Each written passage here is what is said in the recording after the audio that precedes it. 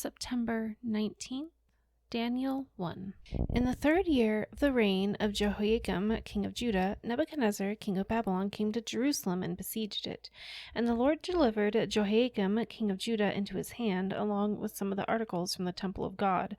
These he carried off to the temple of his God in Babylonia and put in the treasure house of his God. Then the king ordered Ashpenaz, chief of his court officials, to bring into the king's service some of the Israelites from the royal family and the nobility, young men without any physical defect, handsome, showing aptitude for every kind of learning, well-informed, quick to understand, and qualified to serve in the king's palace. He was to teach them the language and literature of the Babylonians. The king assigned them a daily amount of food and wine from the king's table. They were to be trained for 3 years, and after that they were to enter the king's service.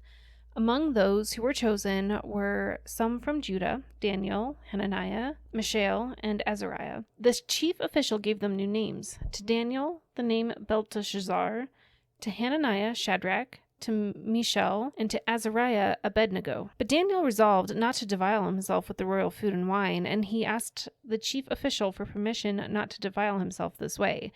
Now, God had caused the official to show favor and compassion to Daniel, but the official told Daniel, "I am afraid of my lord the king, who has assigned your food and drink.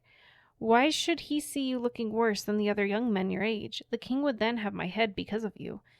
Daniel then said to the guard, whom the chief official had appointed over Daniel, Hananiah, Mishael, and Azariah, "Please test your servants for 10 days. Give us nothing but vegetables to eat and water to drink. Then compare our appearance with that of the young men who eat the royal food, and treat your servants in accordance with that you see." So he agreed to this and tested them for 10 days.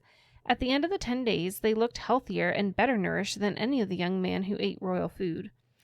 So the guard took away their choice food and the wine they were to drink and gave them vegetables instead.